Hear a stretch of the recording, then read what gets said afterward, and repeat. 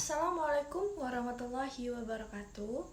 Perkenalkan, nama saya Mutiara Putriani. Saya mahasiswi Fakultas Hukum Universitas Islam Riau dengan NPM 211010285. Di sini saya akan mempresentasikan materi mengenai subjek hukum internasional untuk memenuhi tugas hukum internasional yang diampu oleh Bapak S. Parman SH MH. Nah, salah satu materi yang saya akan bahas yaitu mengenai tentang subjek hukum internasional. Apa sih itu subjek hukum internasional? Subjek hukum internasional merupakan pendukung hak dan kewajiban hubungan internasional. Nah, salah satu subjek yang saya akan bahas yaitu mengenai negara. Apa sih itu negara? Negara yaitu suatu organisasi tertinggi dalam suatu wilayah yang mempunyai kekuasaan yang sah untuk ditaati oleh rakyat.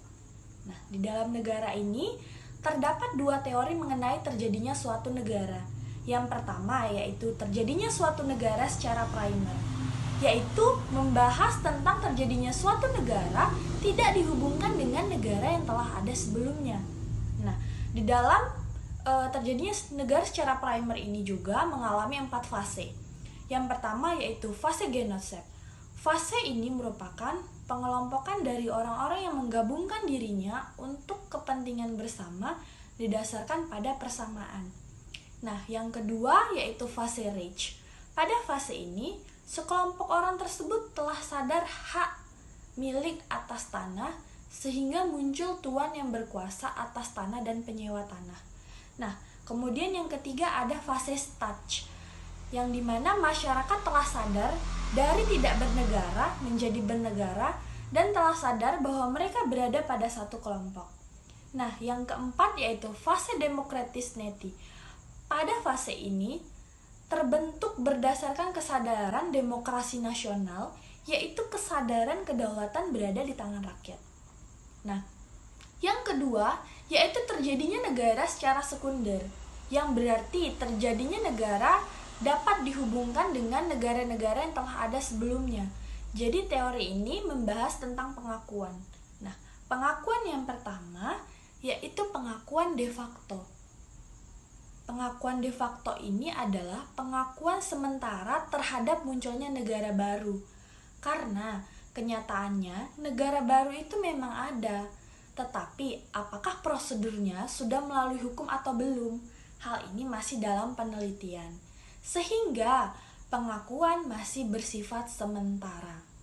Nah, yang kedua yaitu ada pengakuan de jure, yaitu pengakuan yang bersifat tetap terhadap suatu negara, dikarenakan terbentuknya suatu negara sudah berdasarkan hukum yang ada.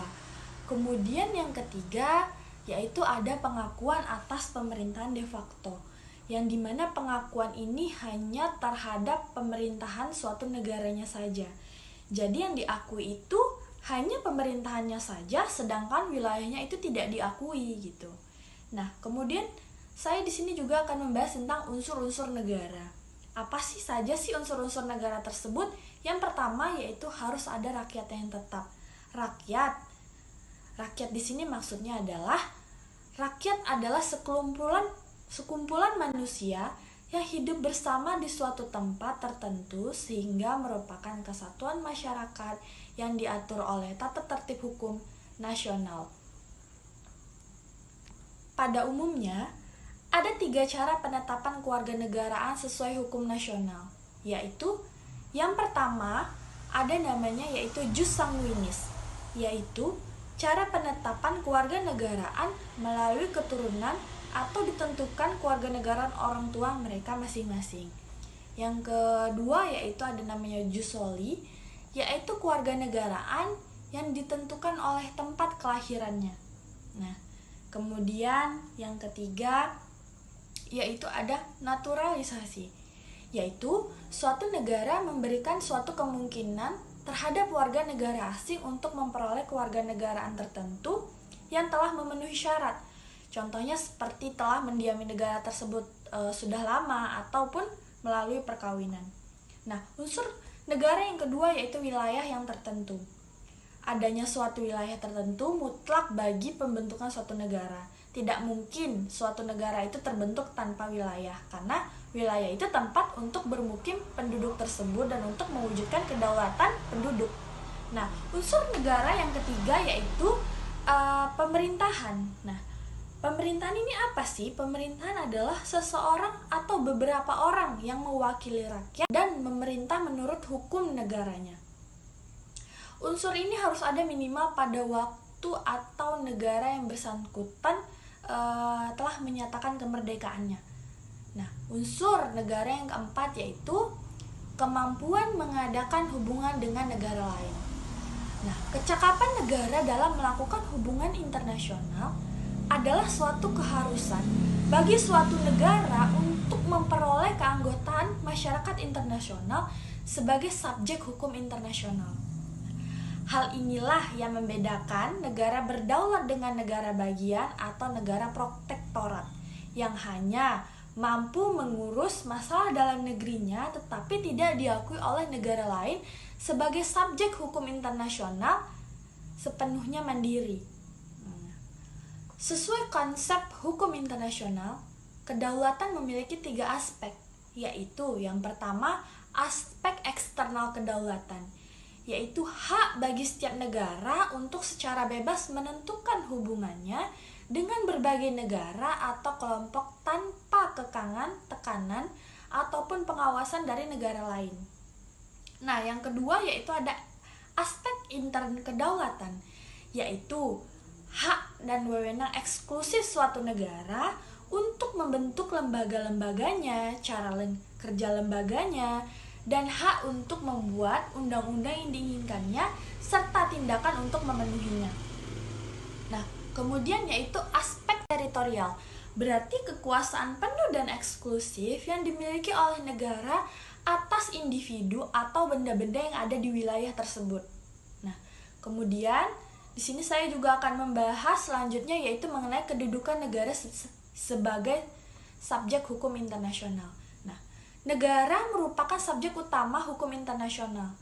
Kelebihan negara sebagai subjek hukum internasional dibandingkan yang lain adalah memiliki kedaulatan yang dapat diartikan sebagai kekuasaan yang tinggi atau yang utuh dan tidak dapat dibagi-bagi serta tidak dapat ditempatkan di bawah kedudukan lain berdasarkan American Institute of International Law tahun 1969, Konvensi Montevideo 1933 mengenai hak-hak dan kewajiban negara dalam Draft Declaration of the Rights and Duties of States yang disusun oleh Komisi PBB tahun 1949 menyatakan bahwa yang pertama yaitu hak yang paling dasar ditekankan yaitu hak kemerdekaan, hak persamaan negara atau derajat, hak yurisdiksi teritorial atau kemampuan hukum suatu negara untuk melaksanakan kedaulatan atau kewenangannya, dan kemudian hak untuk membela atau mempertahankan diri.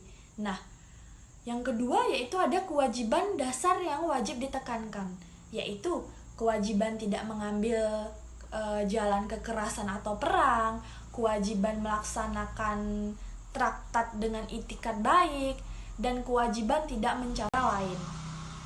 Nah, di sini saya juga akan menjelaskan selanjutnya yaitu tentang macam-macam bentuk gabungan negara. Yang pertama yaitu ada negara federal. Nah, negara federal ini merupakan gabungan sejumlah negara yang dinamakan negara-negara bagian yang diatur oleh Undang-Undang Dasar yang membagi wewenang antara pemerintah federal dengan negara bagiannya. Nah, negara-negara bagian ini tidak selalu mempunyai nama yang sama dengan negara federal gitu. Contohnya di Amerika Serikat, nama negaranya yaitu seperti Brazil, Meksiko, dan Australia. Nah, yang kedua, gabungan negara merdeka mempunyai 2 macam bentuk yaitu UNIRIL.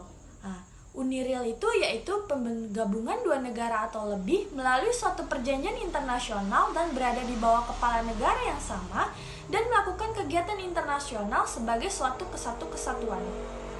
Contohnya seperti Uni Swedia dan Norwegia, di mana merupakan gabungan dari kerajaan Swedia dan Norwegia menjadi satu negara di bawah satu kerajaan yang merupakan hasil kesepakatan bersama.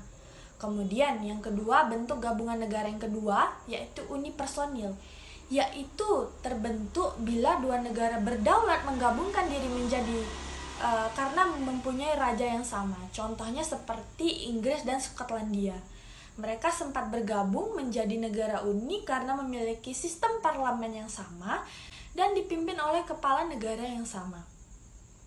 Dan kemudian bentuk gabungan negara yang ketiga yaitu negara konfederasi, yaitu perserikatan antar negara berdasarkan perjanjian atau undang-undang.